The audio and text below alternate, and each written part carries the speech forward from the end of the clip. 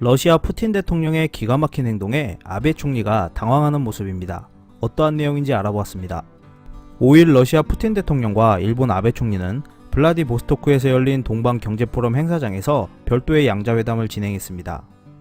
러일 정상회담 개최를 불과 반나절 앞둔 시점에 푸틴 러시아 대통령은 양국 간 영토 분쟁 지역인 쿠릴 4개 섬의 수산 가공 공장 가동식에 영상 중계 방식으로 참석하여 공장 가동을 축하해주며 아베 총리를 당황케 했습니다. 수산 가공 공장 가동식이 열릴 당시 푸틴 대통령은 회담 개최 장소인 블라디보스토크의 행사장에 있었습니다. 5일 상케이 신문에 따르면 푸틴 대통령이 북방 영토 사업을 이례적으로 시찰해 러일 정상회담 직전 일본을 견제하려 했다고 보도했습니다. 이번에 가동한 수산 가공 공장은 러시아에서 최대 규모인 것으로 알려졌으며 최신 설비를 갖춰 하루 최대 1200톤의 수산물을 가공할 수 있다고 했습니다.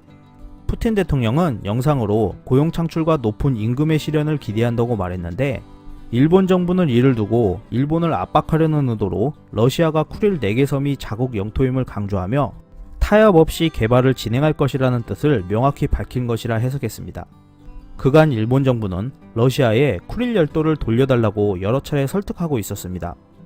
아베 총리는 제2차 세계대전 종전 이후 체결하지 못한 평화조약을 체결하고 임기 내에 쿠릴 4개 섬을 반환받는 것이 목표로 이를 정치적 유산으로 남기려는 구상을 했었습니다.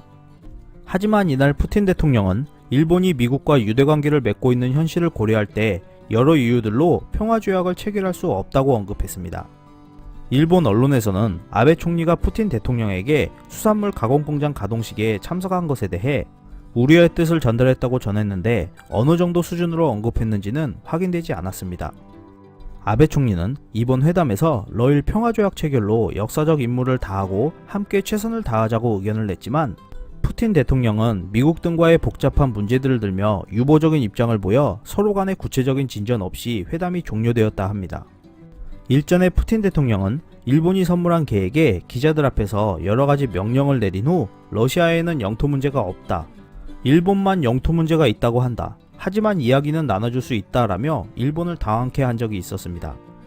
푸틴 대통령이 다음엔 어떠한 행동과 사이다 발언으로 일본을 당황하게 할지 이목이 끌리고 있습니다.